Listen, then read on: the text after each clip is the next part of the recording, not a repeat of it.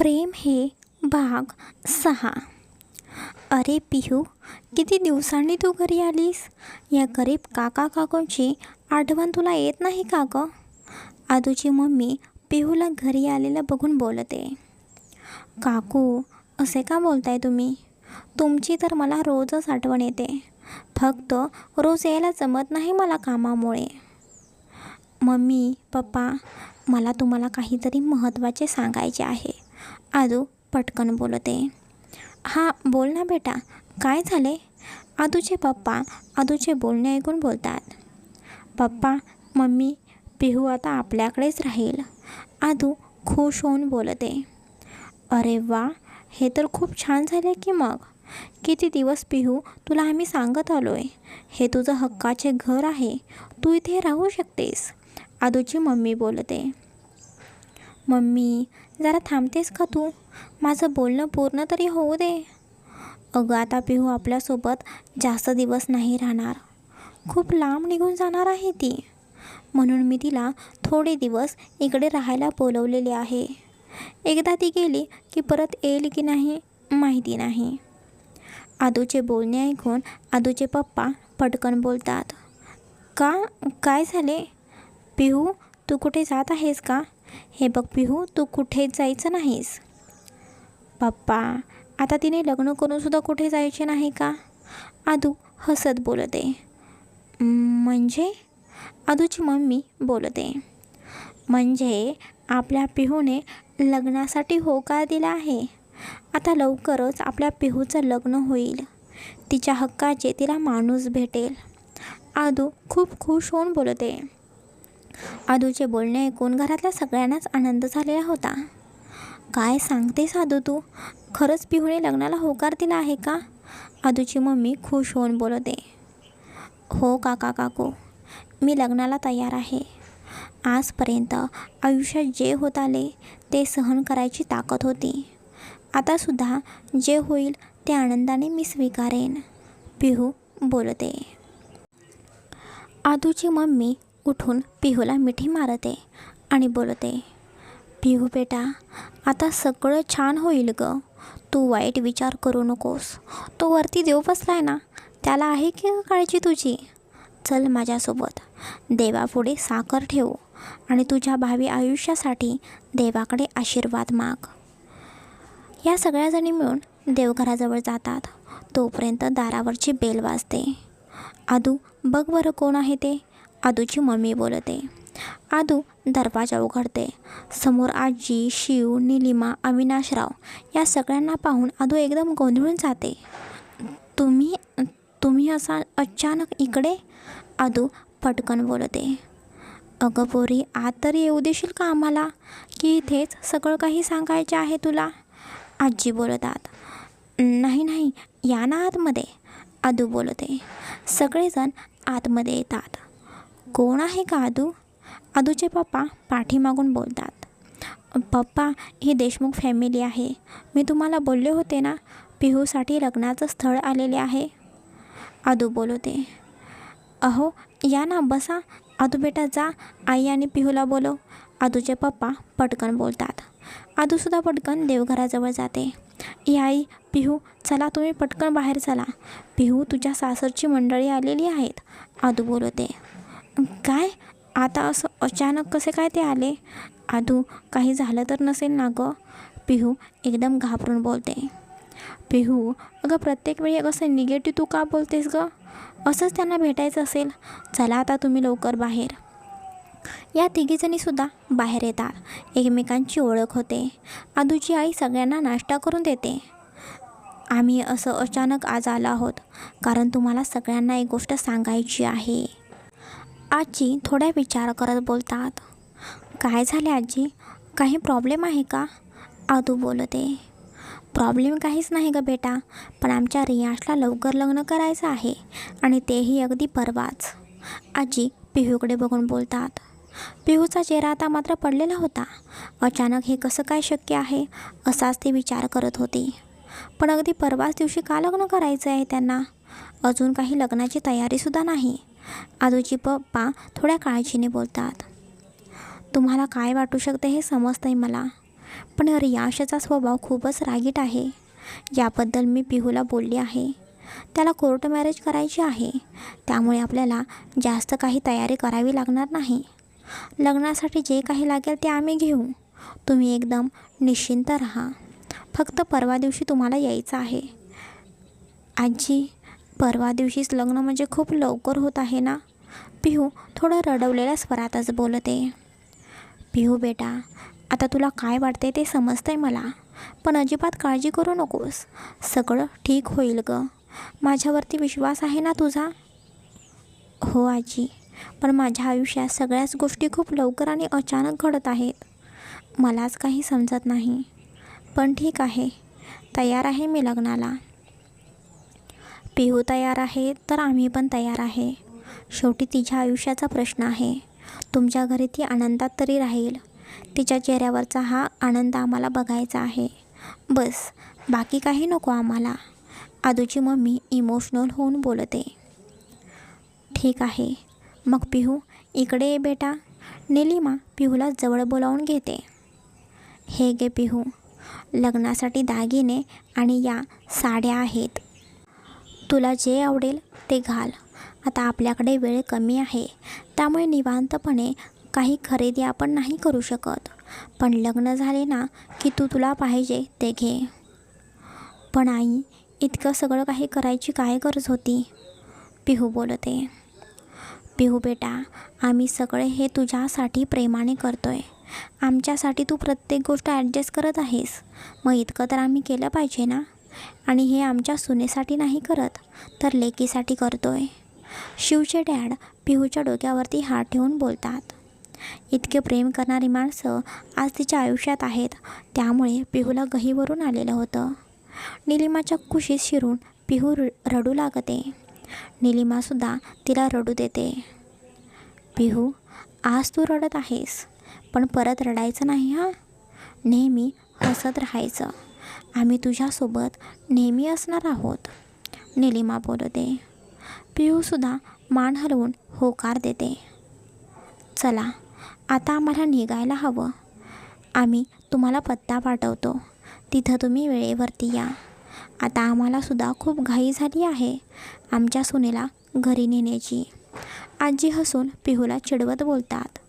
पिहूसुद्धा लाजून आदूजवळ जाते. रियाच्या घरचे सुद्धा सगळ्यांचा निरोप घेऊन घरी निघून जातात. पिहू यार, तू किती लकी आहेस. किती छान फॅमिली आहे तुझी. आदू आनंदाने पिहूला मिठी मारून बोलते. हो पोरी, तुला अगदी नक्षत्रासारखं सासर भेटलं आहे बघ. यांना नेहमी एकत्र आणि आनंदात ठेव. आदूची मम्मी बोलते. ए पिहू, आता तू जाणार मला सोडून, त्यामुळे मला तुझ्यासोबत उद्याचा दिवस घालवायचा आहे. आपण मस्त उद्या फिरू, एन्जॉय करू. नाही आदू, आपण आपल्या पद्धतीने पिहूचे लाड करायचे. आपण उद्याच पिहूला हळद लावू. आज तू तुझ्या मैत्रिणींना बोलवून पिहूच्या हातावरती मेहंदी काढ. आणि लग्नाच्या आधी अशी पोरीने बाहेर जायची नसते. तुम्हाला जे काही करायचं आहे ना ते घरी बसूनच करा. आदूची मम्मी बोलते. जी माताजी, तुम्ही म्हणाल तसंच करतो आम्ही. ए पिहू, चल वरती, मला तुझ्या सासूने दिलेले सामान बघायचे आहे. आदू आणि पिहू दोघीही आदूच्या रूममध्ये जातात. अहो पिहूचे आता तरी सगळे ठीक होईल ना हो. आपण तिचं लग्न लावून देत तर आहोत, पण आपलं काही चुकत वगैरे नाही ना. ती तिकडे खुश तरी राहील ना. आदूची मम्मी काळजीने बोलते. अगं, तू असा निगेटिव्ह विचार करू नकोस बरं. आपल्या पिहूचे सगळे चांगले होईल. वरती तो बसलाय ना, त्यानेच या दोघांची लग्नगाठ बांधलेली आहे. मग सगळं ठीक होणार. आता तू तुझ्या डोळ्यातलं पाणी पुस आणि आता परत डोळ्यामध्ये पाणी नको आणू. तुम्ही बोलताय तसे झाले तर खूप बरे होईल हो. खूप वेळात तिने आपल्याला खूप जवळ केलं आहे. खूप जीव लावला आहे आपल्याला. आता तरी तिचं आयुष्य सुखी होऊ दे रे देवा. होईल होईल, सगळं ठीक होईल. आता ती मस्तपैकी काहीतरी गोडाचं जेवण बनव. तोपर्यंत मी बाकीची तयारी करतो. आदूचे पप्पा बोलतात. तेच संध्याकाळची वेळ. पिहू, आवरलं का तुझं? पटकन तयार हो, सगळ्याजणी बाहेर आलेले आहेत. आदूची मम्मी बोलते. हो हो काकू. पिहू, आवरतच बोलते. वाव पिहू, किती भारी दिसतेस आज तू. आदूची मैत्रीण म्हणजेच जिया बोलते. हां मग, माझी मैत्रीण आहेच इतकी गोड. जिजू असते तर इथे चक्कर येऊन पडले असते, आदू बोलते. आदूचे बोलणे ऐकून पिहू आदूकडे डोळे मोठे करून बघते. ए पोरीनं, लवकर मेहंदी काढा गं, परत खूप उशीर होईल, अजून खूप कामे आहेत, आदूची मम्मी बोलते. सगळ्याजणी पिहूच्या हातावरती पायावरती खूप छान मेहंदी काढतात, छान छान फोटोज काढतात. दुसऱ्या दिवशीसुद्धा अगदी साध्या पद्धतीने पिहूच्या हळदीचा कार्यक्रम केला जातो. आता उद्यावर लग्न आलेले होते. पिहू तिची बॅग भरून ठेवते.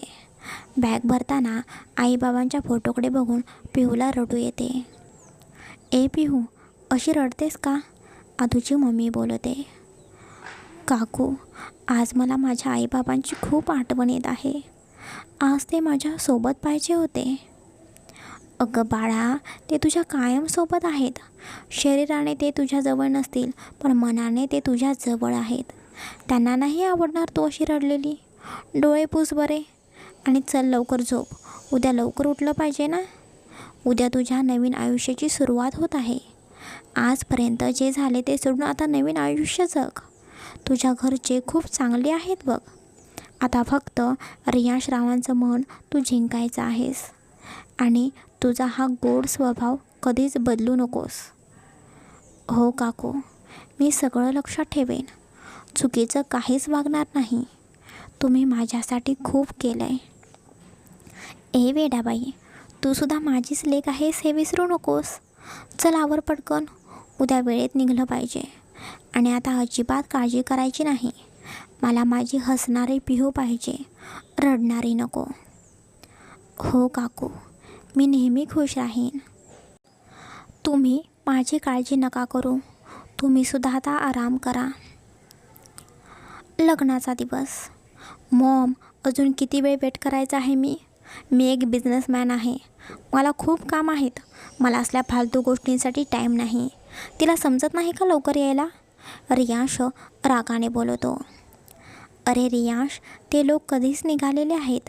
ट्रॅफिक वगैरे लागलं असेल रे. थोडा वेळ थांब ना, येतील ते लवकरच, आजी रियांशला समजावून सांगतात. आजी, 1 आवर झाला आहे आता. खूप वेळ वाट बघितली आपण. तिला माहिती आहे ना ती कोणाशी लग्न करते. मी रियांश देशमुख आहे. मला सगळं वेळेवरच लागतं. जी मुलगी वेळेवर येऊ शकत नाही ती आयुष्यभर माझ्यासोबत काय राहणार आहे. रियांश, ती खूप चांगली मुलगी आहे. माझी निवड कधीच चुकणार नाही. प्रत्येकजण मुद्दाम करत नाही रे. येईल ती लवकरच, आजी बोलतात. रियांश देशमुखला सगळं परफेक्ट लागतं. तिच्यासाठी वेळ महत्त्वाची नसेल, पण माझ्यासाठी आहे. मी महत्त्वाची मीटिंग सोडून आलो इकडे. भाई, रागू नकोस, वहिनी आली आहे, शिव बोलतो. व्हॉट, वहिनी? रियांश विचित्र नजरेने शिवांशकडे बघतो. आता तुझी बायको ती माझी वहिनी असणार ना, शिव पटकन बोलतो. रियांश नाक मुरडतच रागाने आतमध्ये निघून जातो. पिहू, अदिती आणि अदितीचे मम्मी पप्पा येतात. पिहूने आज पिवळ्या रंगाची साडी, केसांमध्ये गजरा, चेहऱ्यावरती हलकासा मेकअप, हातामध्ये चुडा, कपाळी चंद्रकोर. पिहूला बघून कोणीही पिहूच्या प्रेमात पडेल अशी पिहू दिसत होती. इकडे रियांशने सुद्धा पिवळ्या रंगाची शेरवानी, जेलने सेट केलेले केस. बास, बाकी काय पाहिजे होते. दिसतच होता इतका छान. माफ करा, आम्हाला यायला खूप उशीर झाला, अदितीचे पप्पा नाराजगीने बोलतात. अहो, काही हरकत नाही. चला आतमध्ये सगळे, पुढची प्रोसेस करून घेऊया आधी, आजी बोलतात. सगळेजण आतमध्ये जातात. तिथे आधीच रियांश बसलेला होता. रियांश बेटा, इकडे ये. दोघेजण जोडीने उभे राहा, आजी बोलतात. पिहू रियांशकडे बघते आणि आता मात्र ती आश्चर्यचकित झालेली होती. कारण रियांश तोच असतो जो तिला तिच्या परिस्थितीबद्दल हॉटेलमध्ये खूप काही बोललेला होता. तिची लायकी काढलेली होती आणि आता तोच तिचा होणारा नवरा होता. तिला तिच्या नशिबाचाच हेवा वाटत होता. तिच्या बाबतीत का हे घडतं नेहमी, असा तिला प्रश्न पडलेला होता. नकळत तिच्या डोळ्यातून पाणी आलेलं होतं. मी यांचा फोटो आधीच बघायला पाहिजे होता, असं पिहूला आता आतून वाटत होतं, पण आता वेळ निघून गेलेली होती. आता अचानक लग्नाला तयार नाही असं बोलणं तिला योग्य वाटत नव्हतं. नशिबात जे काही आहे त्याला सामोरे जायचं असं पिहू ठरवते. त्याच वेळीकडे पिहूला बघून रियांशचा राग आणखीनच वाढतो. हिच्यामुळे माझी इम्पॉर्टंट मीटिंग स्पॉइल झाली. हिला फक्त पैसा पाहिजे. यामुळेच तिने माझ्या घरच्यांना जाळ्यामध्ये अडकवून माझ्याशी लग्न करते. पण मी फसणार नाही. मी अशा मुलींना लवकरच त्यांची लायकी दाखवतोच. आज माझ्याशी लग्न करत आहे, पण 1 वर्षाच्या आत माझ्या आयुष्यातून ही स्वतःहून निघून जाईल. हे माझं चॅलेंज आहे असं समज. रियांश स्वतःशीच बोलू लागतो. दोघे हे एकमेकांकडे बघून विचार करत होते. त्यांना तसं बघून शिव पटकन बोलतो, भाई आय नो वहिनी तुला खूप आवडलेली आहे, पण लवकर लग्न करा, मग आयुष्यभर एकमेकांकडे बघत बसा. शिवचे बोलणे ऐकून रियांश रागाने शिवकडे बघतो. पिहू आणि रियांश दोघेही सही करतात. बाकीचे सगळे काही प्रोसेस पूर्ण करतात. एकमेकांना हार घालतात. रियांश पिहूच्या गळ्यात मंगळसूत्र घालतो. तोपर्यंत इकडे शिव त्यांचे पटापट फोटो क्लिक करतो. दोघेही एकमेकांना मिठाई भरवतात. आजी सगळं झाले आहे ना, आपण आता निघूया का? आधीच खूप उशीर झालेला आहे. रियांश रागाने पिहूकडे बघत बोलतो. हो रियांश, झालंय सगळं, आपण निघूयात, आजी बोलतात. आता निघायची वेळ आलेली होती. पिहूला रडू येत होतं. पिहू अदितीला मिठी मारून रडू लागते. काहीच तिच्या मनासारखं घडत नव्हते, पण आता बोलून काहीच फायदा नव्हता. अदितीच्या मम्मी पप्पांचा निरोप घेऊन सगळेजण माऊली मेन्शनकडे जायला निघतात. माऊली मेन्शन, संध्याकाळची वेळ. माऊली मेन्शनमध्ये गाडी येऊन उभा राहते. एवढा मोठा बंगला बघून पिहू आश्चर्यचकित झालेली होती. तिने आजपर्यंत हे सगळं काही फक्त पिक्चरमध्येच पाहिलेले होते, आणि आता समोर इतकं मोठं घर. तिला तर विश्वासच बसत नव्हता. सगळेजण आतमध्ये जातात. निलिमा दोघांनाही ओवाळते आणि पिहूला उखाणा घ्यायला सांगते. चल पिहू, एक छानसा उखाणा घे. हो हो वहिनी, त्याशिवाय घरात एंट्री नाही, शिवसुद्धा पटकन बोलतो. मंगळसूत्र हिरवी काकण, चढला सौभाग्याचा साज. मंगळसूत्र हिरवी काकण, चढला सौभाग्याचा साज. रियांश रावांची बायको म्हणून गृहप्रवेश करते आज. वा वा वा वा वहिनी, क्या बात है. भाई आता तू घे उखाणा, शिव हसत बोलतो. मला यामध्ये अजिबात इंटरेस्ट नाही. तुमचे जे काही आहे ते पटकन आवरा, मला माझी कामं आहेत. रियांचे बोलणे ऐकून पिहूचा एकदम चेहरा पडतो. रियांचा स्वभाव बघून तिला रडू येत होतं. कसं बसं ती स्वतःवर कंट्रोल करते. पिहू बेटा, आता उजव्या पायाने हे माप ओलांड, आजी बोलतात. आजी पिहूला समजावून सांगतात. पिहू माप ओलांडून प्रवेश करते. रियांश कोणाशीच काहीच न बोलता त्याच्या रूममध्ये निघून जातो. पिहू, आता हे तुझेच घर आहे. तुझ्या मनाची घालमेल मी समजू शकते, पण काळजी करू नकोस तू. आम्ही सगळे तुझ्यासोबत आहोत. तू कधीच एकटी नसणार आहेस. आजी पिहूच्या डोक्यावरून हात फिरवून बोलतात. चल पिहू, दमली असशील ना, मी तुला तुझी खोली दाखवते, निलिमा बोलते आणि पिहूला तिच्या रूममध्ये घेऊन जाते. हे बघ, ही तुझी खोली. आतापर्यंत तू इथेच राहा. पूजा झाली की तू रियांशच्या रूममध्ये राहा. रियांसोबत एकत्र राहायचं हे ऐकून पिहूला धडकीच भरलेली होती. ती वेळ कधीच येऊ नये असं तिला वाटत होतं. पिहू बेटा, तुला काही पाहिजे असेल तर निसंकोचपणे मला सांग. आता फ्रेश हो, तोपर्यंत मी तुझ्यासाठी काहीतरी खायला मागवते. आणि पिहू बेटा, उद्या आपल्या घरची पूजा आहे, त्याची काही तयारी वगैरे असेल तर मी तुला सांगेनच. तू तुझं आवर, मी आलेच, निलिमा बोलते आणि बाहेर निघून जाते. पिहूने आत्तापर्यंत रोखून ठेवलेला हुंदका बाहेर काढते आणि खूप रडते. जोपर्यंत तिचं मन भरत नाही तोपर्यंत ती रडते. परिस्थितीच अशी असते.